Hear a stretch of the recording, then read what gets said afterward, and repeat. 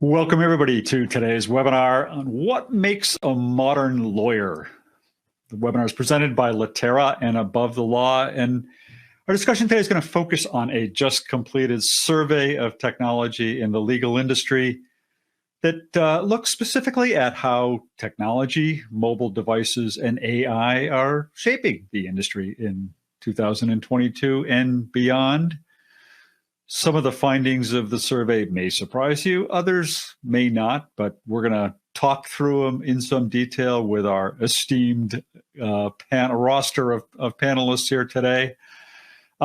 Before we get to introducing them, let me just say a couple of things. First of all, as I say, we're going to be talking about this survey. It was conducted by Above the Law and Litera. After the webinar, you all will get an email giving you a link on how to download the full survey for yourself, so you'll be able to read it. It's an interesting read, good report. Also, there is a Q&A, and yes, I see we already have a question recording us. This is also being recorded, and any of you who have registered for this recording will have access to the recording for, I think, up to a year after today, just using the same link coming back in, and you'll be able to view it subsequently. There's a Q&A feature down in the lower left-hand corner of your screen. We like this to be interactive, so we will certainly leave time for questions at the end of the program, but go ahead and drop comments, questions in as we're going through it. I'll keep an eye on that. And if it's relevant or pertinent to what we're talking about, I will pick it up and hand it off to the panelists.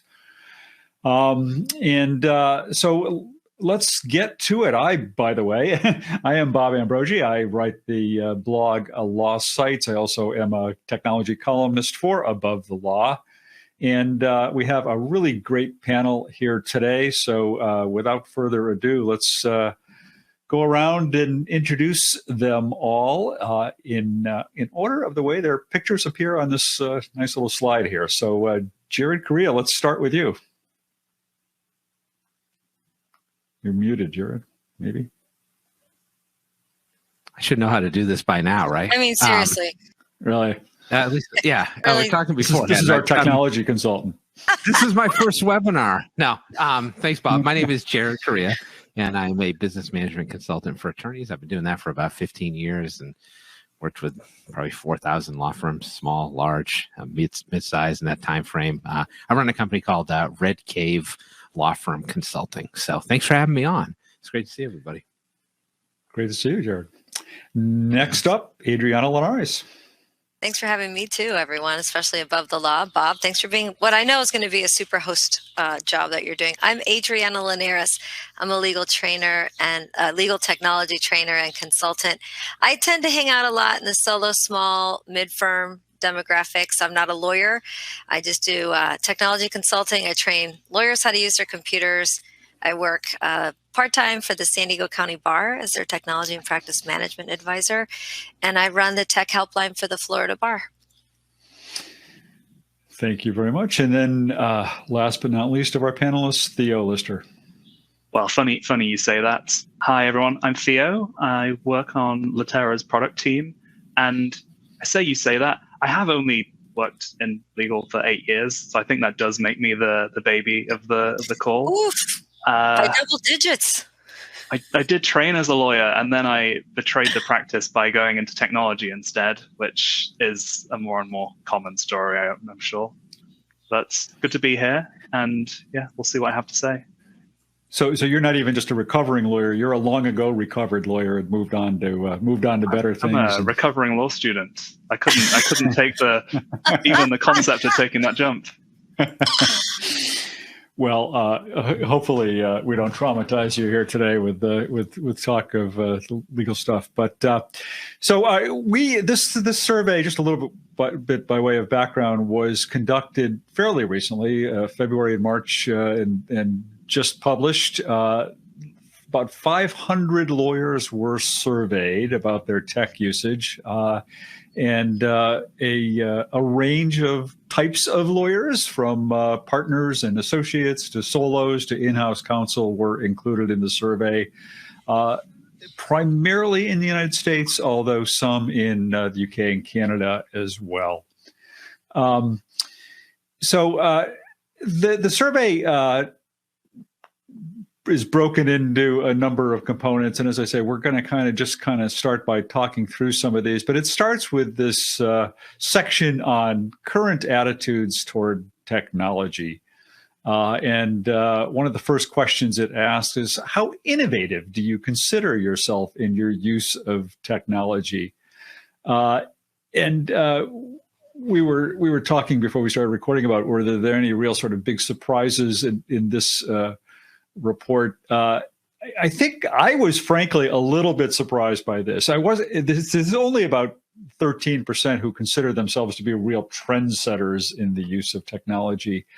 But when you look at the numbers of 45, 46% plus 31% who consider themselves either ahead of the curve or average in the use of technology, I was actually a little surprised by that. I think that was I wonder if some of those lawyers are giving themselves a little benefit of the doubt here in terms of how tech savvy they are or how ahead of the curve they might be. What do the others think on that? Well, it's asking how you consider yourself, right? Not necessarily objectively, how are you? But right. The difference here is it's not just using advanced technology, it's how innovatively are you using technology full stop. So, I mean, I've seen partners change their working groups by just using Trello to track work in progress.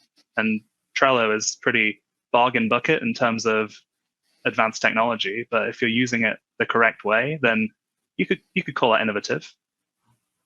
Yep. I totally agree. When I saw that, I thought, well, either we're just scoring ourselves higher than we should because that's human nature, or what are you considering technology, basics to advanced? And then two, I thought the demographics might be interesting. I find, when you are, in my experience, at least big firm lawyers who just have more support and more resources, need to know less about how the technology is made, right? They're just pushing buttons and got training on it, versus if you're the decision maker at a smaller firm or a mid-sized firm and really digging into the technology, those might sway the answers or the results. Yeah, I'll tell you, I'll be honest. I feel like these numbers should be reversed.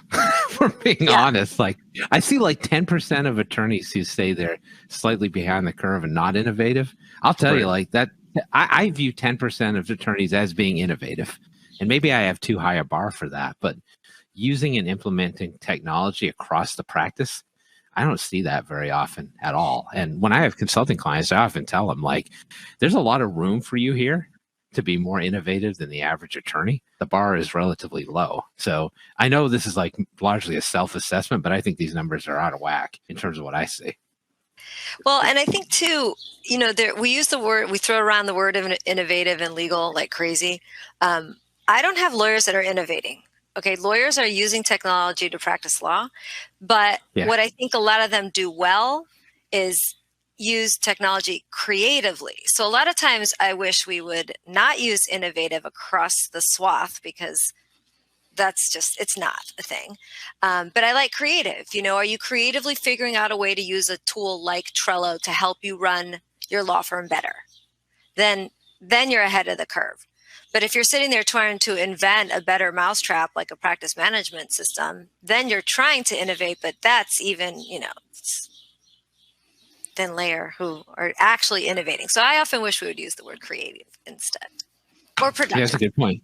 You could almost be too innovative, because you definitely shouldn't be creating your own software. You should be using stuff that's off the shelf. And Jared, how many times have you gotten the call from a partner of, say, a 10-person firm that says, I'm going to build my own because I can't find what I want? Right. And I say, please don't do that. Well, I'll tell you, one of the things I've found is at least post-pandemic is that I used to have a lot of people who would call me and say I just don't know what I'm doing. I'm really inefficient, or I don't know how to use technology. But I think one thing that's happened is lawyers are starting to ask better questions. So now they'll say, instead of being inefficient, they're I need a process or a workflow. Or they'll say, hey, I need a law practice management software to organize my practice. I think that's positive, but that's still not innovative necessarily. Yeah. A comment or a question, I'm not sure which this is, from Larry Bridgesmith, listening, saying, might the self-assessment of attitudes toward technology reflect Geoffrey Moore's crossing the chasm bell curve of innovation? Jared kind of answered that almost, right? Yeah. If you're thinking of the innovation diffusion curve, we've got something like 2.5% of people are innovators, and then everybody else follows a bell curve. And what we're seeing here is pretty much the opposite of that. I don't know. I don't think we fudged the numbers, right? This is just like some weird reflection of what that curve typically looks like. Yeah. And I'm glad you answered that, Theo. I've never actually read that book. I only read Highlights magazine, but I appreciate it.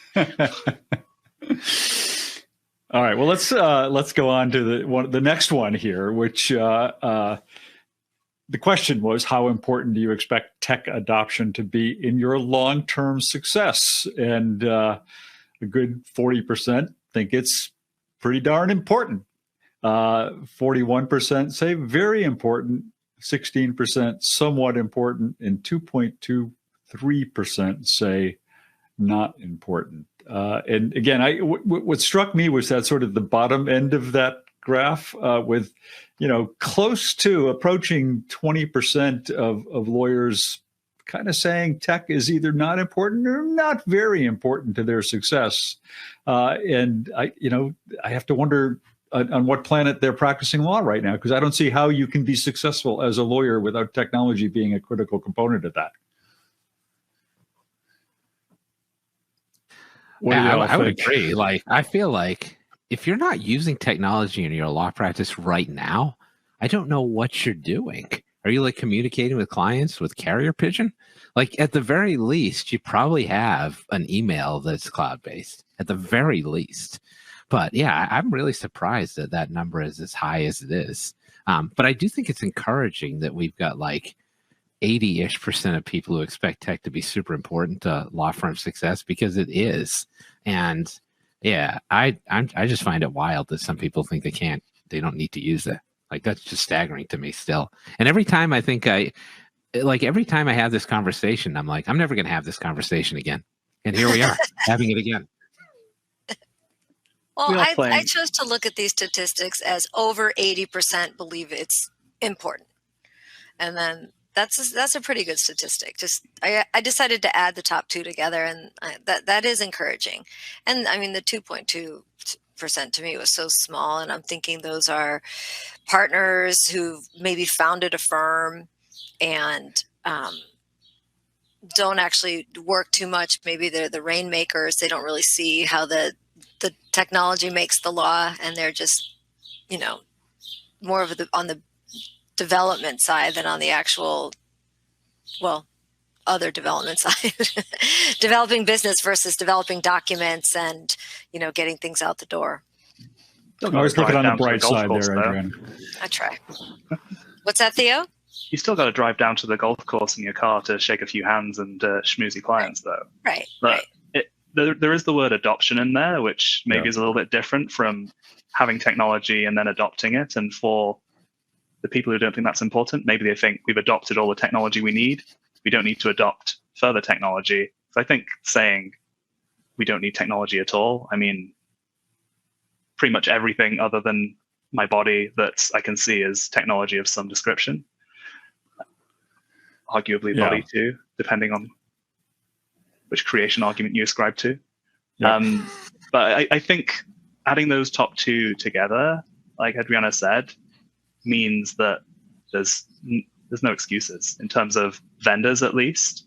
There's the old argument that a lot of lawyers don't appreciate technology, and that's the hurdle. I think this is showing this definitely not the hurdle. It's the adoption, and it's making sure that does the product solve the need rather than just exist, or is it usable? Do you have training at the right time of need? And I think Theo, you make an interesting point in terms of adoption, because for me, whenever I start consulting with a law firm, I try to figure out what the baseline of technology is. So if you're 80% of the way there, like you mentioned, technology adoption is maybe getting the rest of the 20% of the way there, and that's a different question. Yep. The next slide gives a little, elaborates a little bit, I guess, on this. It's pretty much the same question, but broken down by some of the user types. And what we see is that by a greater percentage, general counsel, in-house legal people see technology as being of critical importance. We get down to law firm partners, it drops. Law firm associates, a little bit higher, and then other. I'm not sure what that other group is exactly.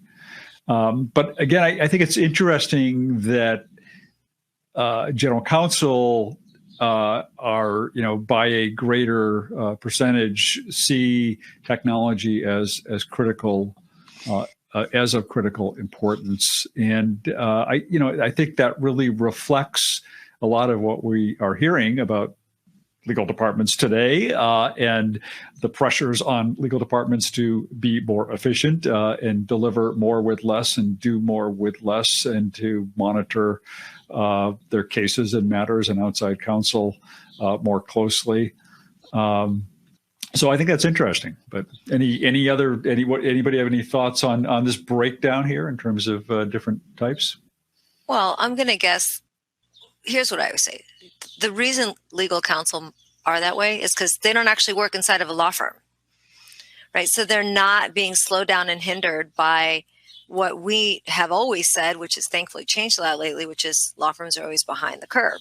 So you have people who are trained as lawyers, but they're not working in the law firms. They're probably working at technology companies, corporations, businesses that have IT companies, expectations. Their clients are going to be more at a corporate level versus a mom and pop or individuals. So it's natural to me that a corporate counsel would be a little bit more tech savvy. Now, I speak to enough of them to know that they are not all, but they're definitely going to be a little bit ahead of the curve. And I think it's because they don't work inside a law firm. Yeah, exactly. There's less of a safety net in terms of KM, DP units surrounding them, as well as you mentioned, the output of their business is probably likelier to be technology focused, and that means they have to immerse themselves in it. And the people who maybe are the reticent ones here saying it's not important, of actually, like the 3.2% saying it's not important, they are probably buoyed up by a team around them who very much disagree and are doing a lot of their technology work for them. Or they're corporate counsel for a very small company or outfit, right? Because corporate counsel in a corporation, you're going to have marketing departments, boards to answer to, possibly shareholders to answer to. So everybody has to contribute to the success of a corporation, including the law department. So their expectations are different. They're working in a different environment. So it just doesn't surprise me at all. And I'm happy to see it. I wish it would trickle out. I think Adriana's right. I think it's a function of pressure, like Adriana was referencing. It's that like in-house counsel, legal departments, they actually have somebody to answer to. And these companies actually keep statistics and data about how the legal department runs. And that's true of like outside counsel that they work for as well. So I think it's just a totally different environment where technology becomes more important to kind of prove your worth. And inside of a law firm, which is a fairly closed environment, like those same pressures just don't exist. I'd say that the thing I'm like concerned about here is the fact that not only are the managing partners or the law firm partners saying that technology is not essentially critically important as the other segments are, but like I would kind of like to see the law firm associates be a little bit higher, because they're the ones coming in the pipeline after those partners. And if they're not seeing technology is critically important as some of these other stakeholders, that's an issue for law firms moving forward. I would assume that number would have been a lot higher. Yeah. Well, somebody in the audience posed what's always the sort of the $10,000 question around this issue, which is, are attorneys slow to adopt tech because of the billable hour? It would seem that there's little motivation to use tech that would increase the amount of work that could be done in an hour if it's going to reduce the amount of hours you would bill. So what do we say? Is the billable hour to blame for, maybe this discrepancy between in-house counsel and law firm partners and associates? Go ahead, Theo. when's the last time we looked into this? Because I know we talk about this stuff fairly frequently, that it's trailing off, right? The billable hour. I think I it's don't know about write-offs. that. People say it is, but I mean, it's the write-offs that are more important, probably, like the amount of low-value work that actually never makes its way on an invoice. But yeah, the billable hour is definitely to blame for at least some of this. Yeah. Well, I don't know.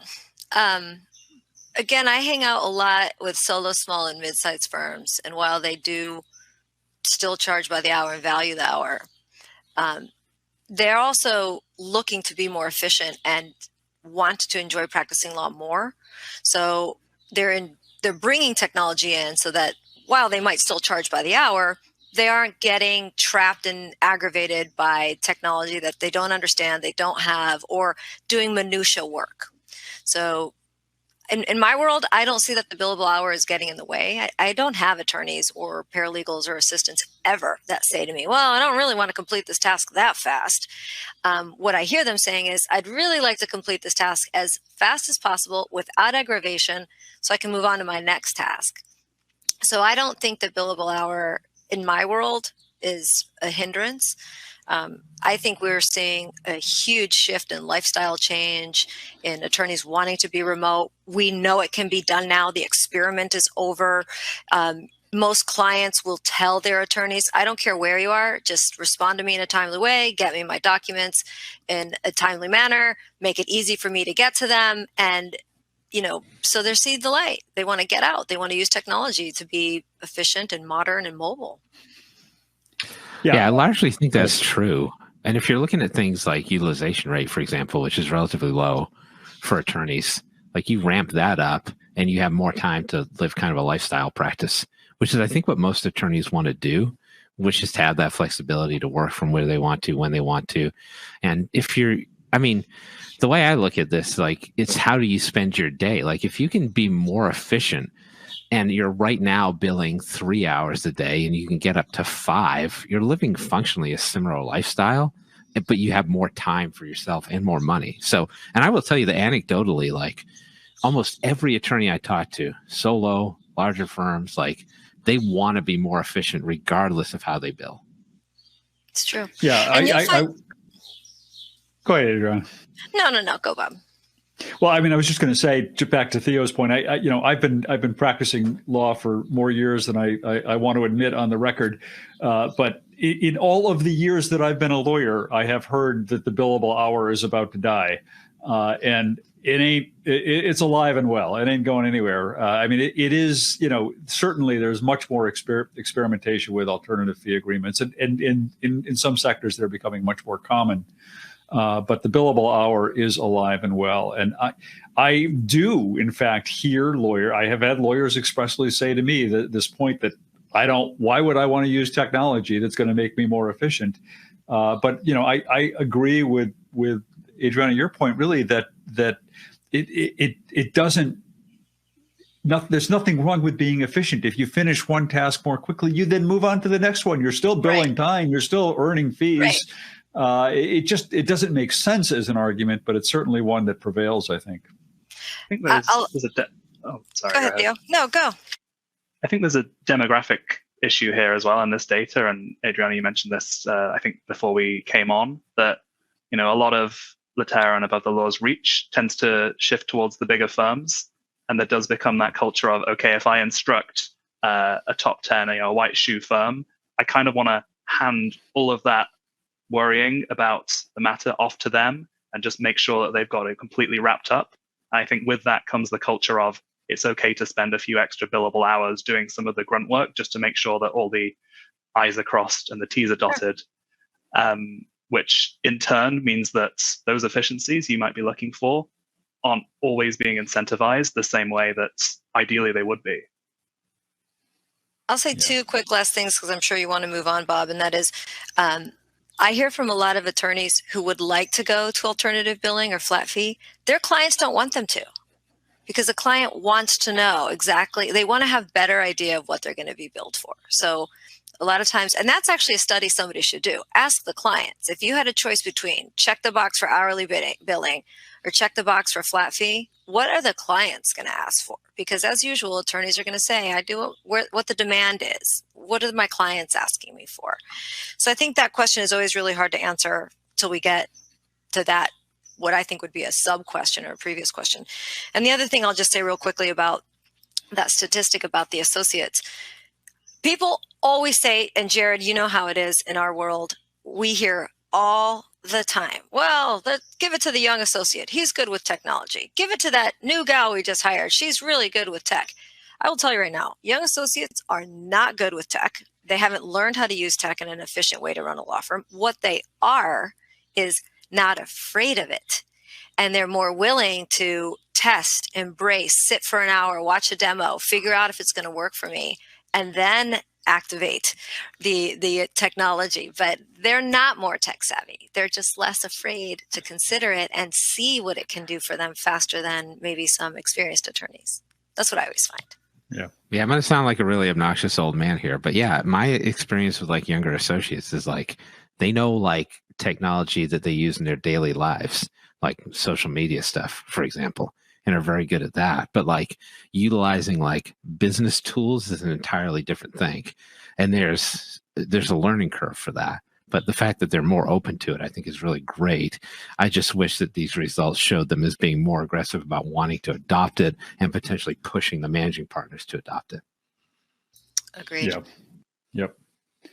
Well, let's move on. The next section of the report, of the survey report, talks about the most popular tasks for which you're using technology. And this one kind of caused me to give a big yawn. I mean, there was kind of no surprises at all here, I think. I mean, the top task is legal research. Well, duh.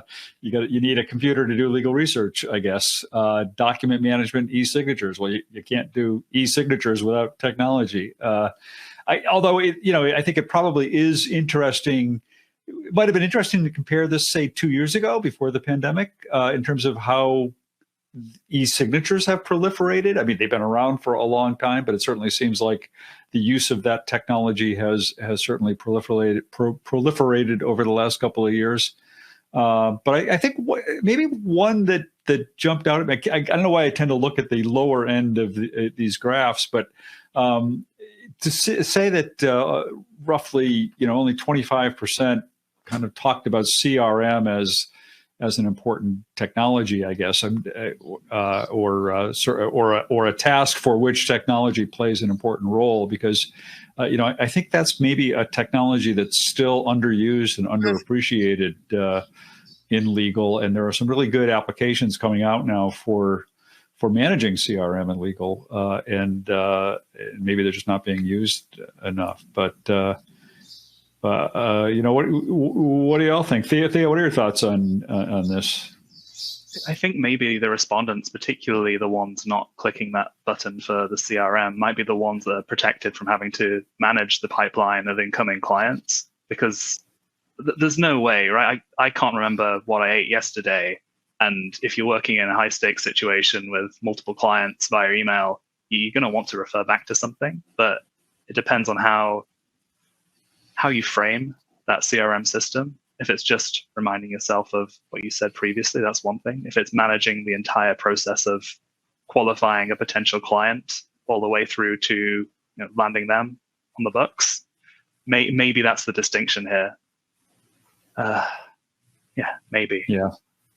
Yeah. Well, if we want to just talk to CRM for just a second, here's how I feel about CRM. Somebody asked me, I think at the end of last year, what do you think the big technologies are going to be for 2022? Something like that. And if we look back historically, 20 years ago, attorneys weren't asking for practice management. They also weren't asking for tools for marketing, and they weren't asking for things like legal research online, right? So as the technology develops, like Bob, you just said the key words, I think, which is there's more coming out. So as we develop more products that are available in the market, attorneys start hearing about things more, they start finding more interest. So I think that number would be interesting to look at in about 2 years, because I think that one right there is where practice management was 15 years ago and where cloud-based solutions were 10 years ago. So now we're over practice management. Almost everybody's using it, even solos and small, especially solos and smalls, because it's so affordable. So now it's no longer, do you use practice management? Is which one are you using? And then it's no longer, do you still have a server? Believe me, it's still a question, but it's much better now. And it's, what are you using for your online document storage solution? So I just feel there are certain trends that they aren't ready for. And CRM's next, and I will make a prediction along with CRM. The other answer I gave was document assembly. So we've been saying for years, oh, you've got to use document assembly. You've got to use document assembly. Well, there weren't a lot of choices. There was one, hot docs. For 20, 30 years, that's all you had. And it took a science engineer to figure out how to use hot docs. So now, you know, we have a lot of choices. They're easier to learn. They're easier to implement. So we're getting asked a lot of questions about both CRM and doc automation. Bob, I think we look at the bottom of the surveys because we're pessimistic New Englanders, but that's where I went also. I think along the same lines as Adriana on this. In fact, I bet that number was way low, would have been way low, like pre-pandemic. I have found that like lawyers have been forced to focus on the intake process more than ever before. And I was talking to people, I had an earlier presentation today where I was talking a little bit about this. Like, I think a lot of people look at what happened during the pandemic and they're like, oh, the economy and culture completely changed.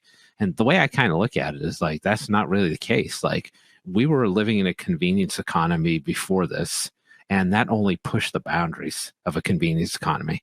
Like Netflix, Amazon, they've been around for forever. Lawyers were just never forced to adjust to that model. So when you're looking at a convenience economy marketplace, when you're looking at legal consumers that want speed, when you're looking at people that want information, you've got to use CRM. You've got to use marketing automation tools. And I think Adriana's comments about like law practice management were pretty spot on as well. Like those cloud-based law practice management softwares came out 2008, 2009. You can dispute who was first, but like for 12, 15 years, people were like, hey, that client management, law practice management software thing is going really well. Let's build more of that. And now that marketplace is flooded. And now you've got all these tools that are coming out that are utilizing the marketing side of it. And it's just staggering to me that for so long, law firms totally ignored the lead management side for the client management piece.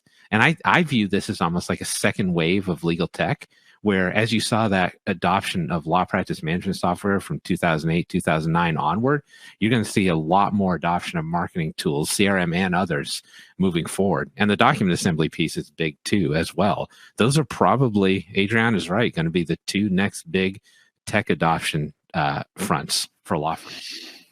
Yeah.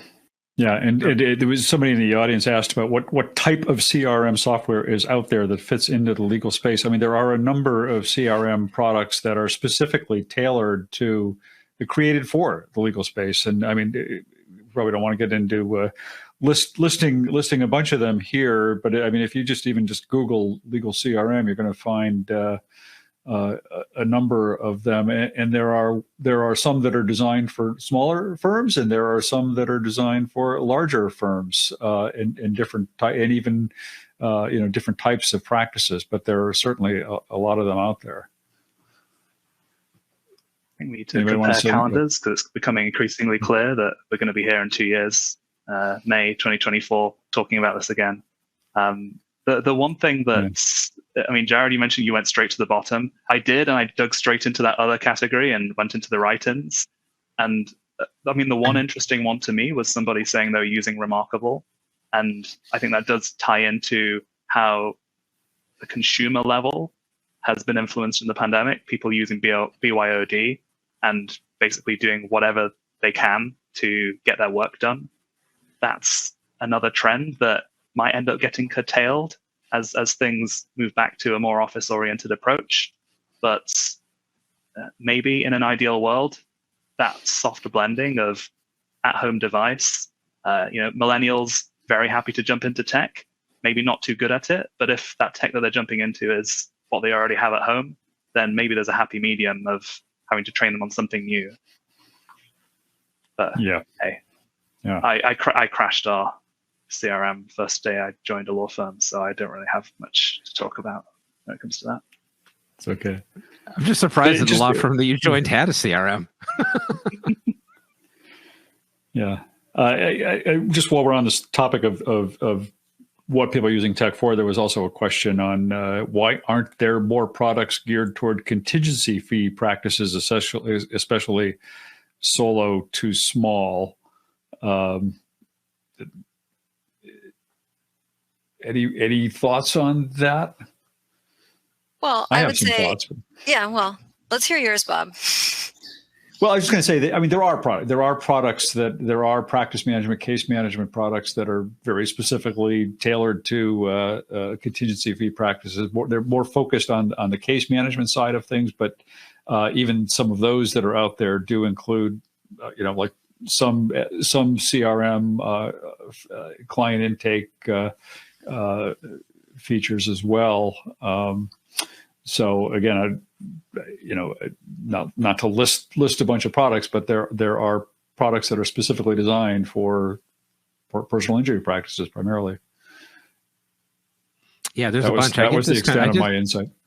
I get this complaint a lot from attorneys, and like, if you do a Google search, like you'll find a bunch of products in this space.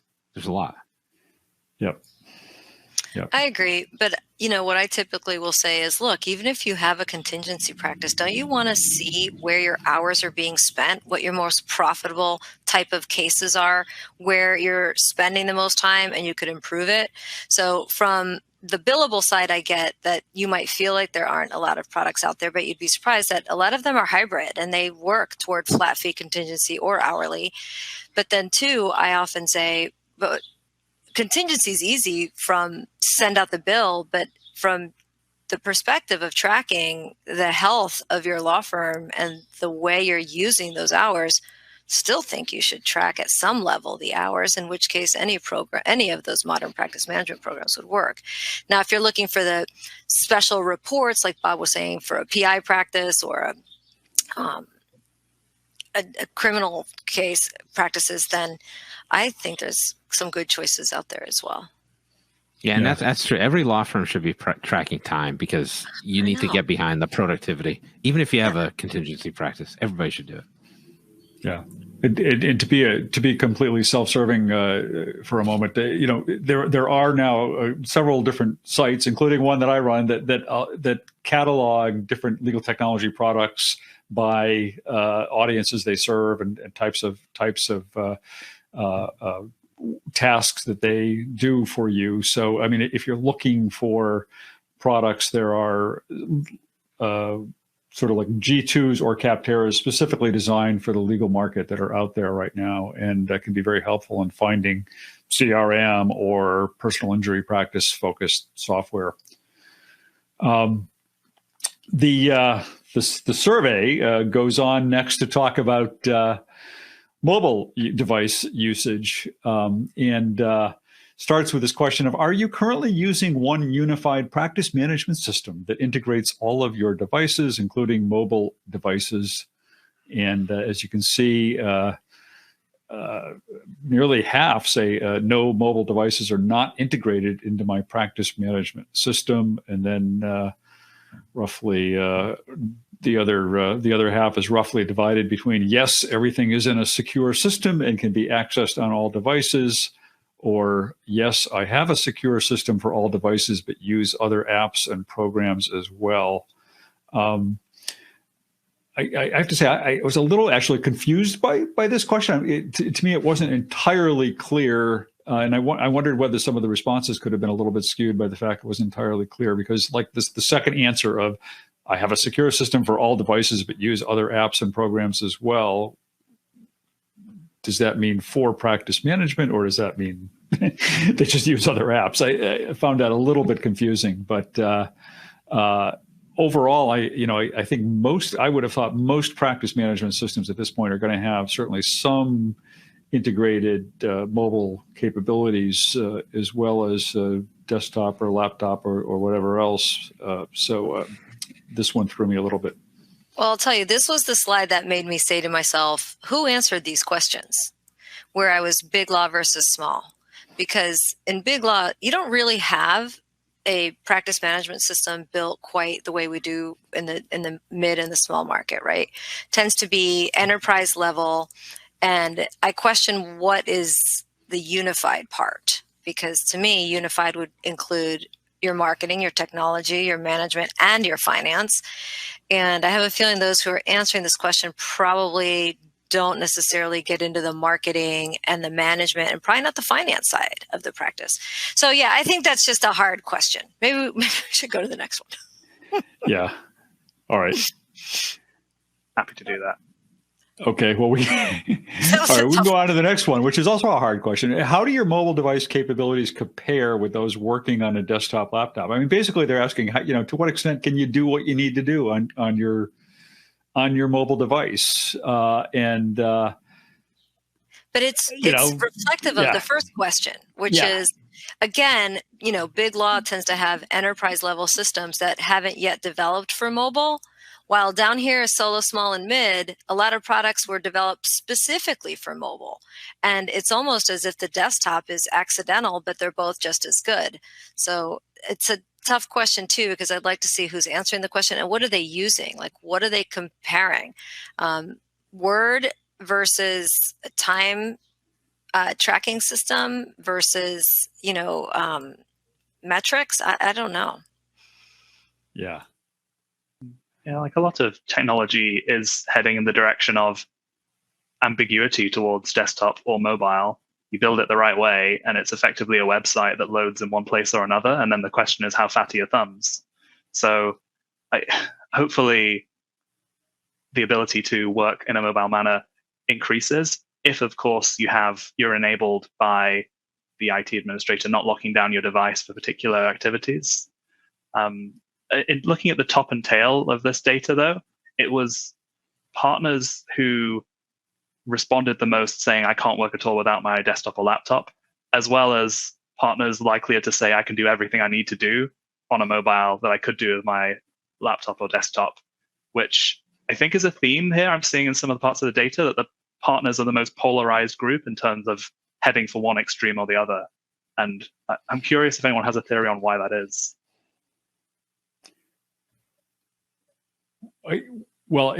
Just to elaborate on that, the written report said that it said surprisingly only 3% of associates said they could do everything on a mobile device, while 49% said they can only follow email on mobile. In contrast, 67% of partners said they can do many things or everything on their mobile devices. My theory as to why that is because partners aren't doing much. Right. Exactly. They're answering emails. They're maybe opening up a Word document to make some edits on, but they're not, drafting the initial brief on an iPad. Someone else is, and then they're taking a look at it and marking it up. And two, with mobile device, are we talking strictly cell phones or tablets? Because there's a big difference, right, in your productivity level between your iPad and your iPhone.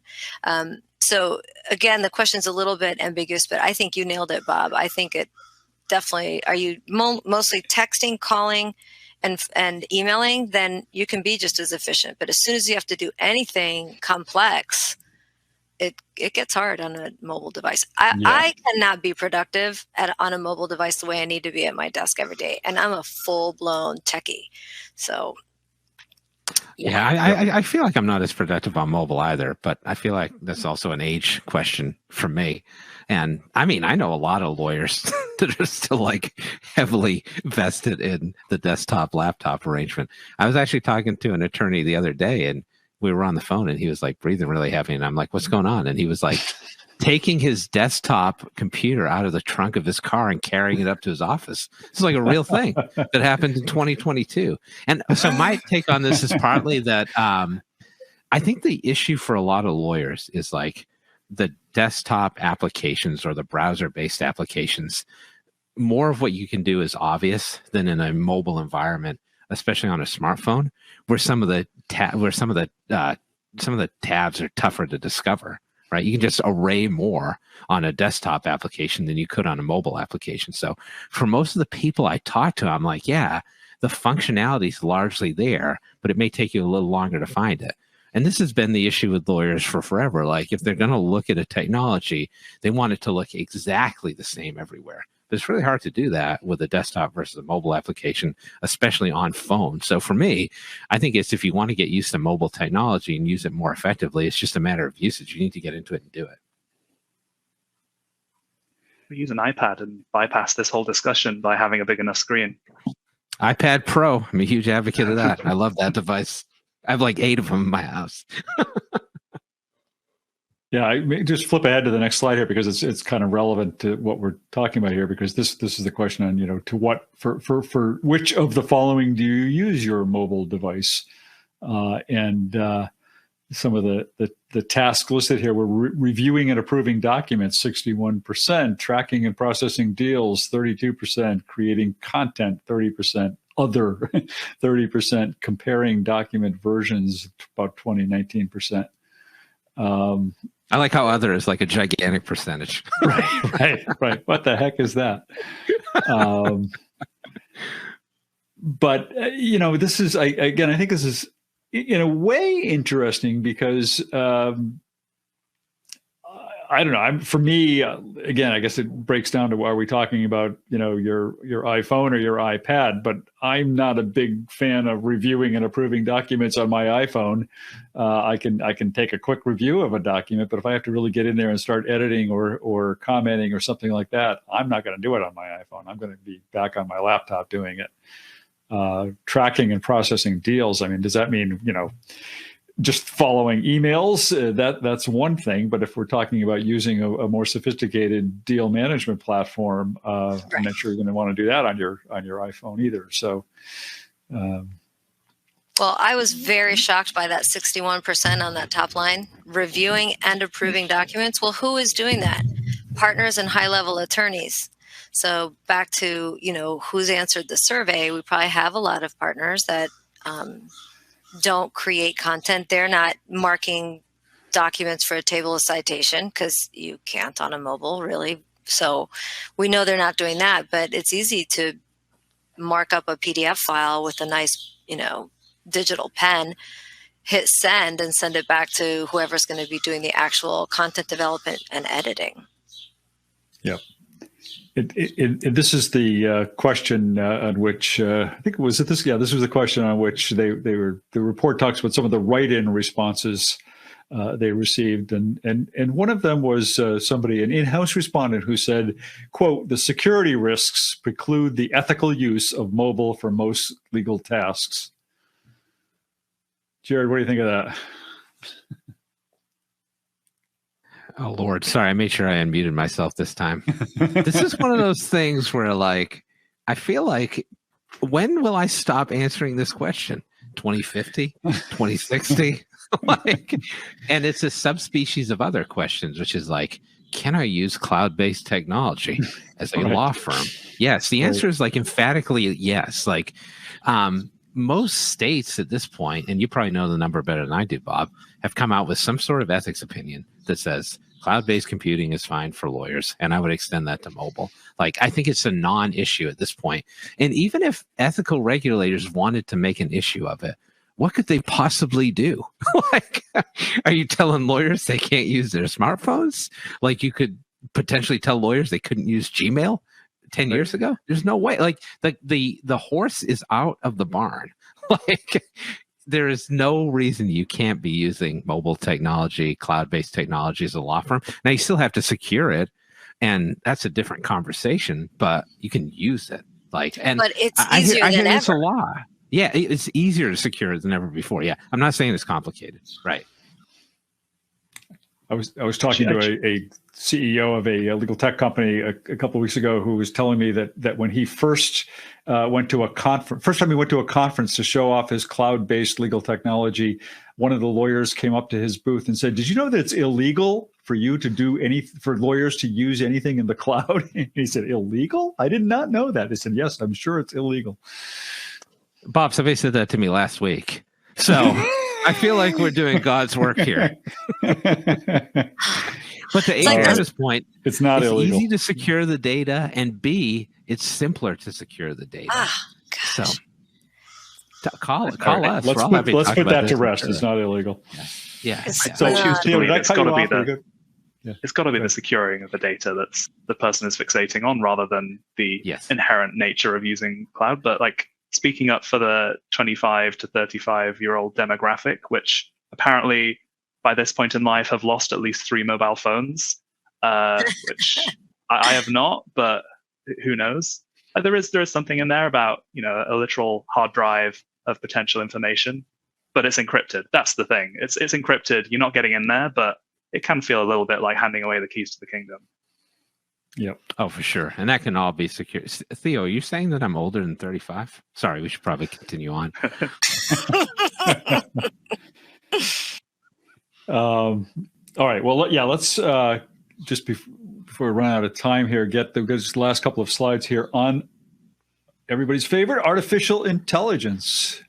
And it turns out it's not everybody's favorite, according to this survey. But there's so much talk about AI in legal, of course. And this question is, what is your view of artificial intelligence? Just fewer than 10% said it's critical to business success, with a whopping 53% saying it can make life easier in small ways now and will become critical to business success. Then there's that 5% who says, I don't understand how it could ever be relevant to legal work. Does this tell us that AI is getting overhyped, or what does this tell us, if anything? Well, back to my solo, small, mid-sized firm, I think no one calls me and asks me about AI. Nobody says, Adriana, try to launch a solo practice. I'm going to use strictly AI. It's not the kind of conversations we're having today. I think AI is highly overhyped at this point in the day-to-day world of lawyers by those that are developing AI. But in the actual world of lawyers talking to each other, meeting with each other, and talking about how they're running their practices and talking to people like me and Jared, this doesn't come up yet. Why? Because I think AI is what practice management was, cloud is, what CRM is, cloud was, CRM is, and document assembly is in about 4 or 5 years. But don't you think some of those people who aren't calling you about AI aren't calling you about AI because they don't know that AI is what they need or what they're using? I mean, they're not calling you saying I need, VoIP software. They're calling you and saying I need video conferencing software or something. I mean, is it just a matter of terminology? Or define what AI we're talking about here. Like we Right. know it's very prevalent in legal research and in judicial analytics and stuff like that. But again, Yeah, I'll just bring up the last slide, which kind of shows about how AI is playing a role in your text, just to that effect and just to that point. Yeah, legal research is right up there at the top. But yeah, this is like a super broad topic, and like we could do a whole presentation on this, right? So like if we're talking about AI at the level of like machine learning, and that's one aspect of it, natural language processing is another.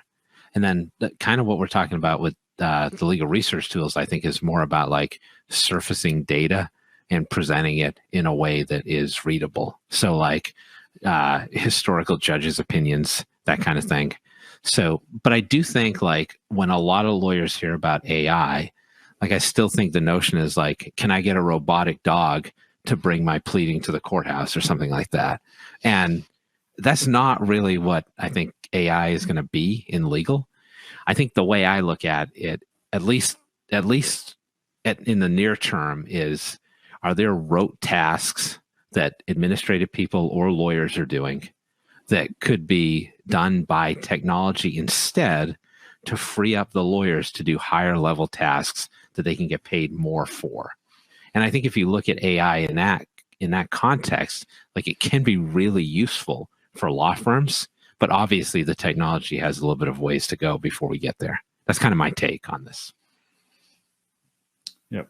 Absolutely. There's so many shades of gray between GAI and I think one write-in who said that they use document templating as AI. Like there's such a broad spectrum there. I think we're definitely in the disillusionment phase for explainable AI. The idea of AI being able to tell us how it came to a decision and therefore how we make better decisions. But where it comes to better surfacing of data and enabling better decision making that way, I actually think that hasn't matured yet. I think there's still a lot more to come in that space. Yeah. I was a little bit befuddled by the idea of AI for e-signatures. I don't know what that is, but certainly it is being used more for document management to help intelligently file documents. I mean, legal research is one of the classic use cases for AI. I mean, Westlaw and LexisNexis and all the other legal research platforms have been able to deliver smarter and smarter and more accurate search results for years now because they're using artificial intelligence algorithms to help drive those results. But I think it's one of those technologies that is much more beneath the surface and driving a lot of the other technologies that lawyers are using these days without them even really understanding that it's AI. Yeah, I think that's largely true. And I think you could look at AI as like undergirding a lot of the technology that's being developed and that's going to develop at some point rather than like a separate component of technology that lawyers should be worried about. Like it's just going to be built into the software they're using over the course of time. And I think if we're talking about order of operations, like we talked about, like the last decade or so is about adopting practice management software so you could manage your clients more effectively. Now we're talking about law firms utilizing marketing automation software and document assembly. And I think AI will be a part of that. Yeah. We of course, went a little bit long on talking about these slides, and we've got a few minutes left for a couple of questions. So if you have another question, drop it in. And also let me just put this up in case you want to follow up with any of the panelists. Here's how you can do that. But there was a comment, question back on our discussion about cloud computing and mobile technology, which says, even though the horse is out of the barn on cloud computing and mobile technology, the issue is there are so many horses now running around that lawyers need guidance on how to navigate that choice, how to ensure ethical obligations vis-a-vis those third parties, etc. Not all horses are the same, but the way products get marketed to lawyers, it would be easy for them to think that all the horses are. Thoughts, comments on that? It's absolutely the case, and that's. I think that's one thing we haven't really talked about here is just the fact that there isn't a sort of comprehensive training for lawyers around technology, and part of the reason there are still sort of misunderstandings around issues around cloud security and other such things is because of that lack of training and education, and obviously. Those of you on this panel do a lot to try and drive that cause, but there's still a lot more to be done in that regard. Yeah. I think there's no real way. Oh, go ahead, Jared. No, Theo, go ahead. I was going to say there's no real way of knowing from a user level whether the platform you're working on is outside of the big three cloud providers, how well that they've implemented the encryption and security protocols that those providers make very easy to use. So. Inside looking out, we can say absolutely, cloud is safe. We know what is done to protect your data. But outside looking in, that's when it gets a bit more wary. Even if you're looking at the right horse, you might not know. I don't do horse racing. You might not know its pedigree. Look, I always say if it was built for legal, you are not going to be the first lawyer to ask about encryption and security and ethics. If it's a product that's used in larger law firms, if you think thousands of IT experts working for law firms haven't already asked all those questions. If it's built for legal, you're probably in a better state than if it's a mom and pop or not built for legal or outside of the big 3 or 4, enterprise level services. So don't ask me if Microsoft OneDrive is secure. What do you think? I mean, come on. First of all, I like that my analogy was extended here, so thank you for that. Secondly, I do feel like there's a lot of information out there on this, so this is like a twofold thing for me. One is as an attorney, you do have some obligation, I think, to understand how the technology works vet the technology. And there are actually some ethics opinions out there that list like questions you can ask of cloud providers. And if that's not quite enough for you, there are a bunch of consultants around the country and folks who write on this topic that you don't have to pay for. You just access their blog posts or whatever, where you can discover more about these issues and get down to the nitty gritty. And if that's not enough, like you could also work with an IT company who could help install some of these tools as well. So. Yep. All right. Well, we are out of time, and I really appreciate your comments and perceptions to all three of you on this topic. And I want to just remind listeners that, yes, this recording is going to be available to you. You can come back to the same link you logged in today, and you can view the recording. And also, you are going to get an email with information on how to get access to the full report that we've been talking about today. And to our panelists, thanks to all of you. Well, thanks for watching, everyone else. Yeah. Thanks for having me. Thanks. And thanks to Above the Law and Litera for sponsoring today's program. That does it. Thanks to all of you for watching and listening.